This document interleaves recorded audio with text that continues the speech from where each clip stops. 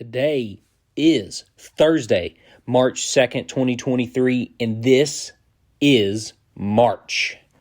Welcome, ladies and gentlemen, to the best month of the calendar year. We in this thing, baby!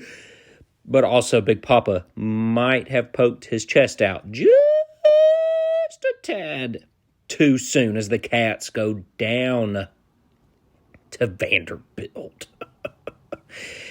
Oh, jeez. Go down to Vanderbilt at home. Tennessee, however, puts a thumping on Arkansas. We'll talk about those games. We'll even talk about a little bit of Auburn, Alabama game. Went a little OT action. We discuss scores around the league, what impressed us, what didn't. We talk a little dog of the week. You know where we're at on that. A little mailbag question or two. And then from there, we'll wrap it up. Hey, we want to let you know that once again, our good friends at Realty Executives have sponsored the pod. Realty Executives, one of the best, or arguably the best, real estate company in all of Knoxville, Tennessee. With over 40 years in the Knoxville real estate market, they are a great starting point if you need assistance with buying or selling in 2023. And we can tell you right now, the people to call is Rob Logan and Austin White. Don't miss out on an unbelievable opportunity. Holler at those boys. Call Rob, 301-910-1136 in Austin at 865-719-2724. Let's ride!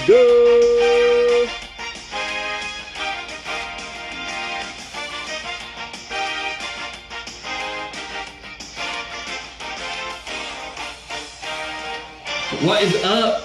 Ladies and gentlemen, episode 5, Gold Standard College Basketball Podcast. We're your hosts, Big Papa and Bobby Hoops. Bobby Hoops, how we doing today? This is March.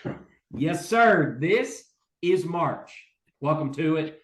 The best month of the calendar year. We made it. I am not okay. I'm kind of not okay, too. Understandably. Yeah. I, however, am like, and I'll discuss it more later, but as our good friend Will Hurt, or also known as just Billy, who's an old man stuck in how old is Billy? He's 28. Oh, I would think he's like 25. I don't know. Oh, gosh. So, anyway, we're talking. The oldest young person I've ever met in my life. We're talking like a 25, 26-year-old who acts like he's 55. Yeah. Massive Vanderbilt fan, supposedly. Bobby Hoops called him out on group text this morning. He made a comment that I actually really agree with. Because we were like, well, how are you doing? You know, your team beat Kentucky Big win last night. He goes, I don't get really worked up about it anymore. They don't pay my bills for me to get worked up. And I was like, dang, maybe I should take that approach. Man. This is March. Get. All right. Yeah. I want to feel alive. I do. I want my emotional well-being dictated by a bunch of 20-year-olds playing basketball. Yeah. What they do with the basketball dictates how I treat you, how I treat my family, everybody. Yes. Come on, Will. Oh, man. Hey, let's get into a couple scores real quick from Tuesday and Wednesday, just some recaps. Tuesday, February 28th. We'll go back real quick. Mississippi State took it to South Carolina, 74-68. A&M getting a squeaker over Ole Miss. Florida over Georgia, 10 points. Your Vols, just once again, laying a whooping on another team. They take down Arkansas, 75-57. Woo pig. Last night, OT game, Bama 90 over Auburn 85. Great game. The Cats lose at the end of Vandy and Stackhouse 68-66. And then, we were wrong. Missouri, they won 81-76. Are we are we their bulletin board material, you think? They sticking our I don't think we're that big yet, but is Missouri just sticking our quotes up on their bulletin board every week? And we're not, but we're also a little confused that they got so worked up over the start of our show. I mean, what did I say? This is episode 5, and it's like you're already worked up and tweeting at us. I just don't understand Missouri fans who are, let's be honest, one of them's really old who was tweeting at me. So I'm like, why are you tagging me in 3 accounts and whatever? You could tag us in 15 accounts. One of them hadn't tweeted since 2010. The other one was the Barstool Missouri account that I'm kind of like, does your son run that one? Is that why you tagged them?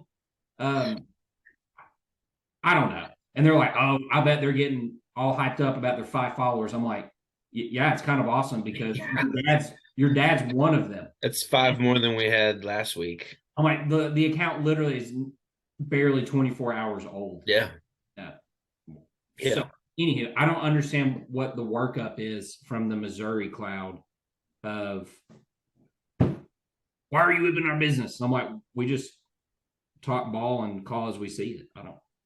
Well, one thing's for sure, they keep winning ball games. And it's really ruining the bit. Here's our mini segment. We're going to say something nice about Missouri. Their head coach is really good. That's all I got. Tigers are cool. Yeah. Yeah. Other than that, I think their head coach will be gone after the season. Deal with it, Missouri. All right. Anyway, that's enough Missouri talk. My head was going to explode right there. And then, so I honestly forgot that we, or at least me, subscribed to our church's one of many podcasts. And Ancient and New, really good show. I'm not going to say it's not. I just forgot that I subscribed to it. The episode popped up and it was just titled The Gold Standard. I just deleted it. I was like, really? Like, okay. Do you even listen anymore? You like hopped off a while ago. You know, it's a great show. Everyone should listen to it. Yeah. For you and me, they've just taken some liberties, to say the least. Yep. And said a few choice things about us that, let's just say I took a break for a long time.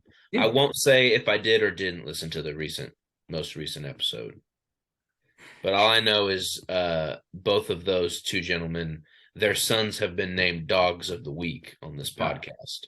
Yeah. So I don't know. It's interesting. And the way you put it is few choice things is putting it lightly. We've been dealing with like years of just getting drugged through the mud. Listen, I'm just here to talk about college basketball. Yeah, we're just here to talk ball, man. We just roll the ball out and do our thing. Yeah. Hey, we're going to talk about a couple games. We're going to talk first about Auburn, Bama.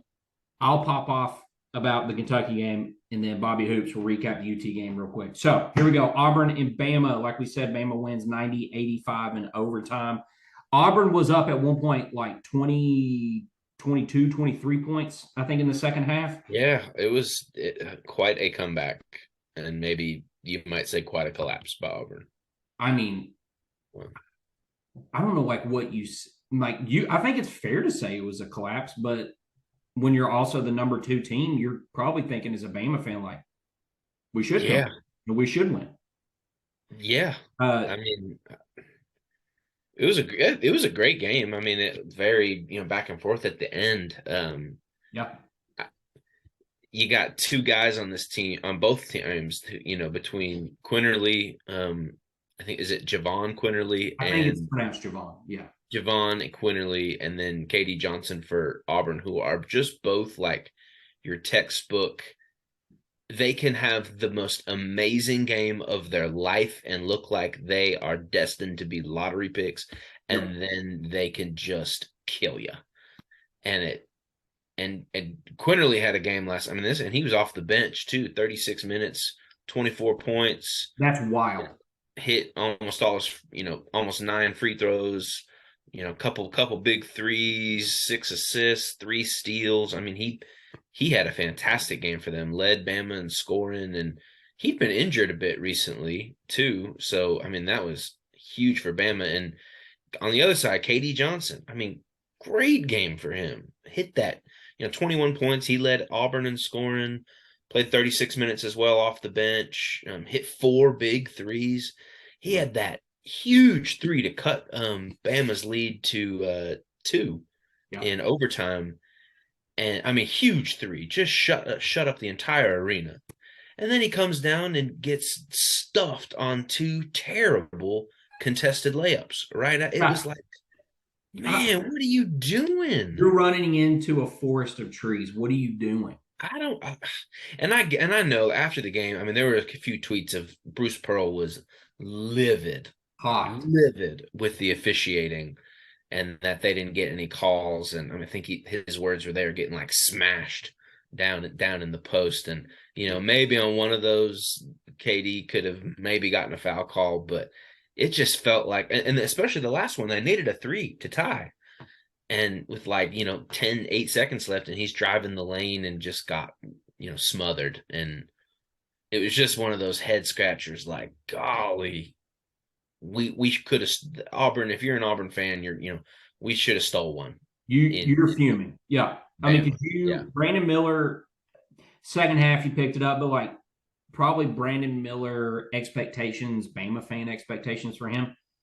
He didn't have a great game. No. Now, did he have 17 points and 8 rebounds? Yeah. When you see that on the stat sheet at the end, he made his hay from the free throw line. Yeah. But he also went 3 for 12 shooting. 39 minutes. It's not great. I didn't realize this, and I was just looking at it. So Quinterly, on season, his average points per game is 7.7. Averaging almost 4 assists, and he shoots at a 38% clip. And you're probably expecting, it would be funny to probably get a Bama fan on here to get their take on it. But he transferred from Villanova, I think, originally. I think so, yeah. Well, he was player of the year in the SEC tournament a couple of years ago. Yeah. So, I mean, you have high expectations for him. He comes in, tournament player, MVP. And then all of a sudden, it's kind of like this season with injury, back and forth stuff. But like you said earlier, just your head wants to explode because you're like, dude, you're way better than this. And he proved it. He proved that he can ball. 24 points, 2 rebounds, 6 assists.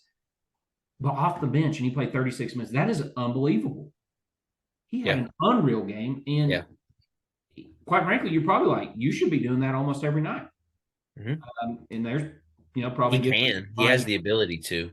Yeah. And I mean, it just gives Bama an extra layer of scariness. I mean, with all that they've 100%. Had going on off the court lately, I mean, unlimited distractions off the court right now, and they keep winning. Yep. I mean, and a lot of these have been close games, but that's what happens in the tournament a lot of times. Like if you find a way to win games when it matters, and despite all the distractions in the world, Bama keeps figuring out how to get the win at the end of the day, which, at least if we're talking on the court hoops, that's impressive. Yep. It's all boils down to. I mean, yeah. But when you get bench play to that level, how are you, quite frankly, I'm I don't know how, if you're the other team, you're supposed to be well, I don't really know how else we stop. You can scout, but from a scouting standpoint, you're primarily focusing on, the 5 starters. Well, when Quinterly comes off and goes for 24 in 36 minutes, you're kind of well, we didn't it's not that you didn't scout for him, but it's such a primary focus because you're well, he doesn't start. So we don't need to put all of our attention and focus. So all I have to say is it's credit to Bama. I mean, that's why they'll make a run when if Sears or Bradley has foul trouble, goof ups, maybe they hurt, Quinterly comes off the bench and he just plug and play. It's fine. I mean, they also played 1, 2, 3, 4. They played 5 other guys. I mean, they're going 11 guys deep. That's insane. Most teams, you probably have 2 or 3 that you're rotating in that you would say can actually participate, give you value with points or defense, whatever. I mean, these guys, getting buckets, getting rebounds. So they're going to be tough. It would be shocking if they went out before the second weekend. Definitely. Auburn, again, you're probably fuming. Yeah, that was tough. I don't quite. I mean, I don't know if Auburn's quite in the place right now with the tournament of they got to win the SEC tournament if they're gonna be in March. But I know they're like right on that bubble. You're sweating a little bit. You're 19-11, 9-8 in conference. I don't know. Bubble talks. It's there. Yeah. They'll have to make a run in conference in order to. Tennessee's coming down to Auburn on Saturday. I mean, for them, they're probably thinking like you got to win Saturday against Tennessee, then probably win 2 or so games. Yeah, at least to feel good at least.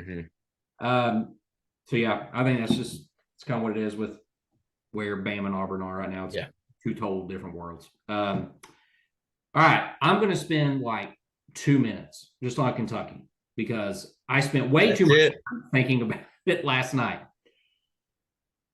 Are the Cats, have they been playing good for the last couple of games? 1,000%, yes. And I've said before, there's a lot of people who are like, well, they're just not a good team. It's like, that's not true. To the extent, like, they have talent, they haven't been playing good.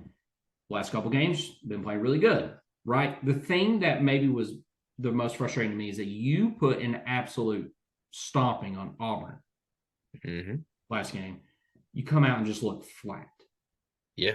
And that's putting it nicely to play Vanderbilt. Now, Vanderbilt, they also, I think they had won the last 7 of 8 coming into the game last night. And so they're like getting hot. And we've talked about it. They're not bad. And Stackhouse can coach. But when Casey gets hurt, supposedly right now, word is that like he's going to be okay. Nothing broken after X-ray. But when Antonio Reeves goes for 4 of 17 and 1 for 8 from 3, I don't know. I don't know. It's now this gets into this is kind of the opposite when it comes to bench stuff compared to Alabama. Now, did they play? They played 1, 2, 3. They played 5 guys off the bench. One, it should have been 4, but they started another kid for senior day. So let's take it down to 4. Well, of the 4, 1 really gives you offense, which is Thiero. Yep. He had 2 Not last night. 2 points in 8 minutes of play. Only reason why he came in is because Kaysen got hurt / give him a break a little bit at the beginning. All right. Well, when Kaysen gets hurt and Thiero gets thrown in, quickly you can see he's not up to it. Freshman, whatever you want to say. At one point, he was doing this, like wiping his hands on his jersey, like his hands were sweating, and I'm like, cool. He can't have the ball, like he cannot have the ball coming up the court in his hands. And I actually think Stackhouse did something really great in the second half. All of their big men. Well, Liam went out in the first 3 minutes, so he's gone for the game. Their other 2 guys, second and third string, both getting foul trouble. They go 5 guards and are just like, we're just going to get up in you when it comes to defense because when Kaysen goes out, it's just like, get up on them. Like, if you foul them, whatever. But the chances are you're playing, which is what happened, Thiero or Antonio, CJ, somebody who is not a true point guard, has the ball in their hands trying to lead it. They're going to dribble off their foot, steal it, make a bad pass. They don't know where to go. And that's what happened. I mean, you rush them. That's why they speed up, make turnovers, which you're like mind-numbing plays that I'm like, I can't believe you did that. At one point, they were tied at 66, under a minute. Antonio gets the ball at the top of the key, drives. And in my head, I'm like, well, first off, you're playing against 5 guards. What do you do when you have 5 guards? Give the ball to Oscar. That's how you combat it. Well, guess what he didn't do? Well, one, they didn't give the ball to Oscar on the block so he could make a play. The refs, I mean, they were calling everything. So chances are he's going to get a bucket or he's going to get fouled going to the rim and get a free throw. Well, instead, he drives the ball to the lane. And I'm thinking, like, throw a floater, if anything. Just put it on the rim, let Oscar get a rebound at worst. No, instead, he jumps, throws it back, gets stolen. Yeah. To somebody top and like, especially in this game when Oscar had 20 rebounds. Like, put it up. If it what doesn't else go is in, he Oscar's supposed to probably going to bring it down. Jacob Toppin went 1 for 7 points, 0 for 3. It just like TJ Frederick, 2 of Frederick, 7. he's Kasem's 2 for 7. Frederick probably should even play 28 minutes, but when Kasem's hurt, he's got to play. And Frederick's got a broken rib. I mean, so I sent this in a text, but the Cats almost tripled the amount of free throw attempts. They out-rebounded Vanderbilt like 45 to... It was 48 to 35. 48 to 35. That's ridiculous. Yeah. And all their big men were in foul trouble. Like, they got called for 22 fouls, and Cats only got called for 12. I was just like, you're getting handed this, and you are still playing terrible. I cannot believe. I can't believe it. And it's a shoot 30% from field goal and 15% from 3 and still have a chance. Still had a chance. That's ridiculous. The other thing that just blew my mind, and again, credit to Stackhouse. When you go 5 guards, it's genius because it's like, well, then you are able to pull Oscar out and make him one-on-one with somebody that's smaller and quicker than him. Mm-hmm. When you do that, you can play some little pick and roll action. And what's been the biggest issue, Achilles heel for Oscar, pick and roll defense. So guess what? They cooked him on it. And, Jacob Topp and these other guys that supposedly are supposed to be like pretty athletic and play defense, they're just getting cooked on defense. I mean, couldn't guard straight line drives. I'm trying to think. One guy the guy probably the player of the game, Jordan Wright for Vandy. Jordan Wright came off the bench, 23 points, 4 for 4 from 3. Mm-hmm. He was the guy. And guess what? Put the ball in his hands, and that's what you should do at the end of the game. Put the ball in the big shot. Looked like Jordan in Utah in that shot at the end. Like it was nothing. Wet ball game. Well, I mean, somehow Antonio actually got off a decent look. I was like, that was the epitome of it. Gets a 3-point shot at the end, air ball. Like, cool. So my overall takeaway is it's infuriating. You shouldn't have lost. You had a chance to lock up the 3 seed. Yeah. You probably drop about 2 seed lines in the NCAA tournament because of this, because it's technically a quad 3 loss. Yeah. Could, in a weird way, could become a quad 2 loss if Vanderbilt wins Saturday, which then would make their road win at Vanderbilt a quad 1. It's weird. It just Point is, you should have won, handled your business, get a 3 seed in the SEC tournament, and then you're looking at a chance to be at like a 6 seed in the NCAA tournament for how you've been playing lately. So, anyhow, that's my takeaway from the game. You really blew an opportunity just to secure a lot of guarantees. Maybe not guaranteed, but like feel really good about the movement going forward. Okay, I'm going to take a break. Tennessee game. Quick overall takeaway from an absolute bashing of Arkansas.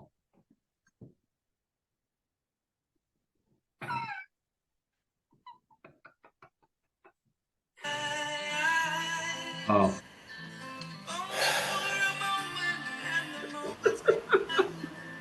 Oh, in a moment we have lost Zakai Ziegler. Oh no!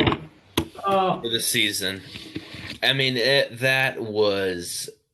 I'll get to the win, but it's like I feel like I've lost a friend. He's just like watching Ziegler go down, torn ACL, out for the season. Oh, that was devastating. Devastating. Oh man, he's just so, I mean, on the court, he's very important to what we do. He is truly our only like point guard, someone who you feel, and he can get in his spells where he kind of turns the ball over a little too much, but he is who you feel most comfortable dribbling out there. Yep. He's gone now. And obviously he's for a guy who's 5'7", 5'8", he plays like he's, 6'4" and is just a bulldog, and he's not afraid of anybody, and he's not afraid to step up and hit some really big shots. And then off the court, he is one of the most, I think, beloved Tennessee players in a long time. I mean, the fans just adore him.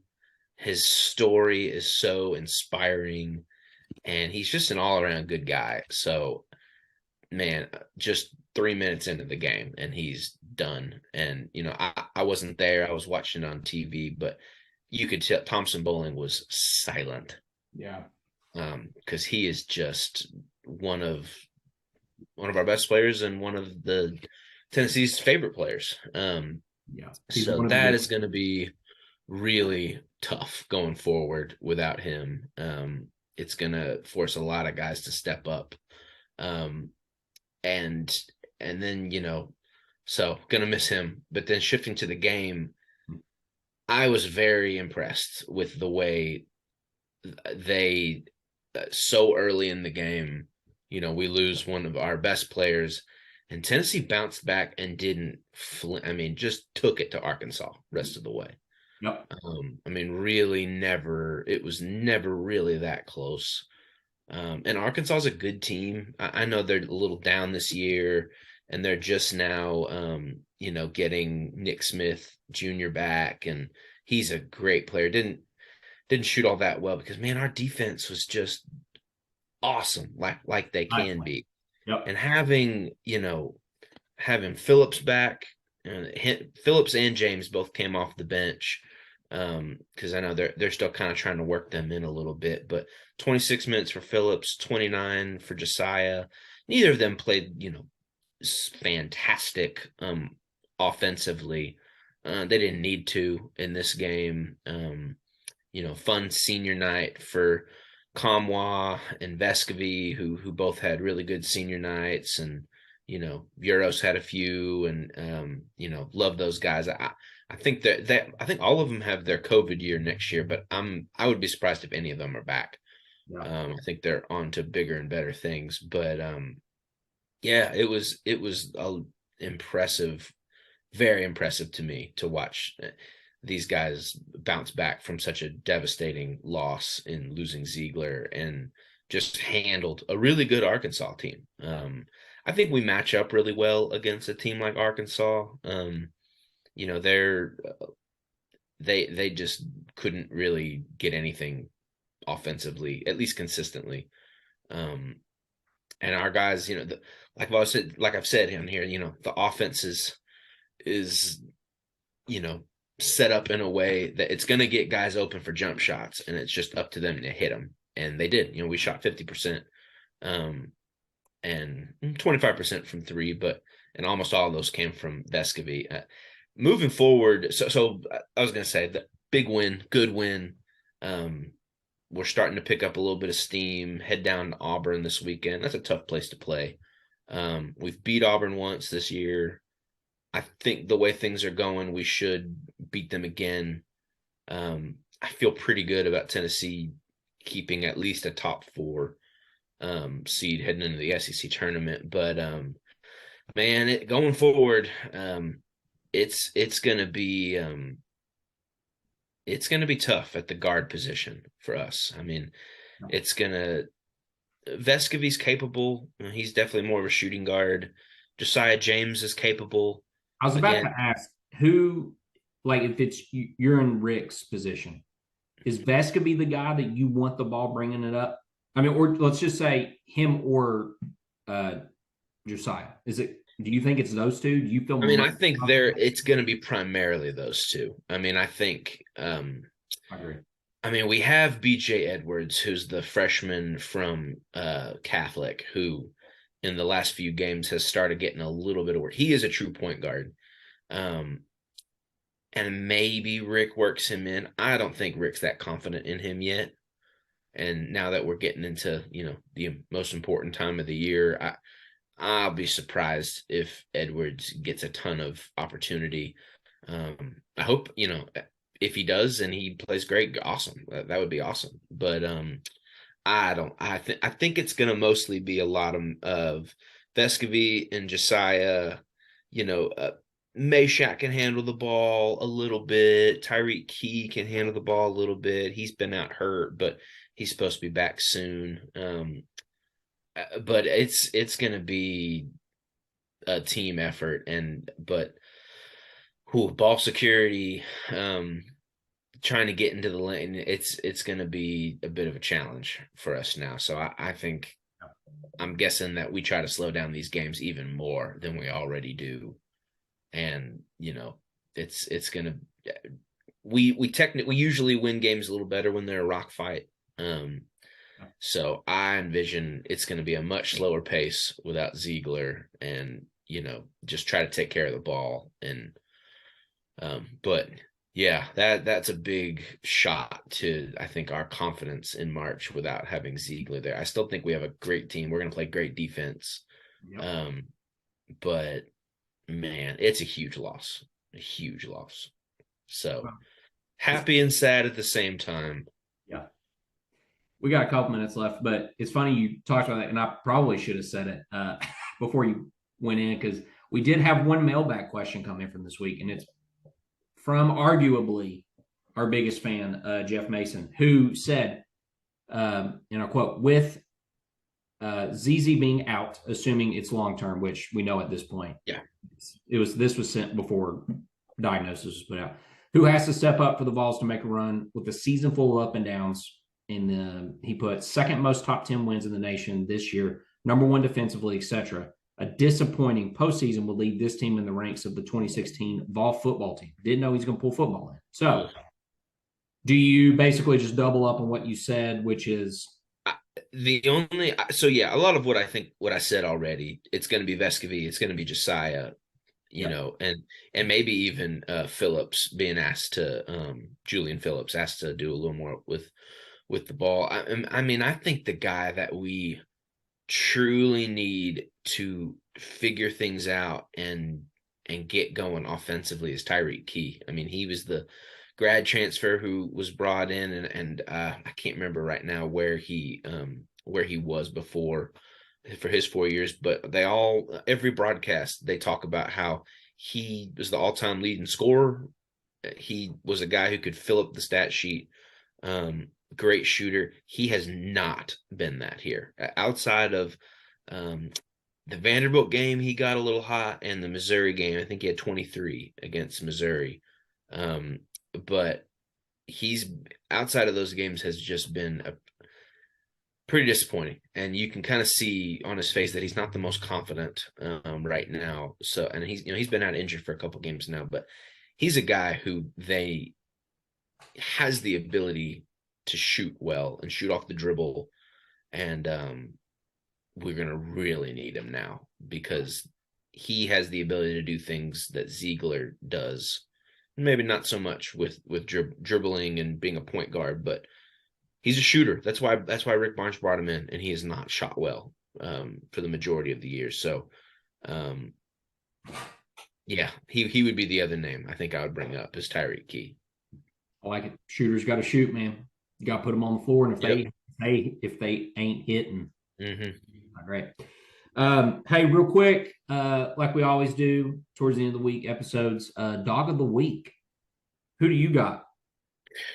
Dog of the week. So, real quick, a loyal listener of ours. I'll say loyal. Maybe a lowercase L loyal. Thomas Cox. He and I coach a local high school civic league basketball team. Bunch of guys who are seniors. We've got one guy on our team. His name is Owen. Owen is, Owen, if you're listening, I say this with love. He's not our best basketball player. What Owen brings to our team is he gives a lot of effort rebounding, and no one else gives any effort rebounding. So Owen will always have a place on our team for that. We're playing a game last Saturday, and we comfortably had the lead, and it's breaking down, and guys are starting to take circus shots and stuff like that.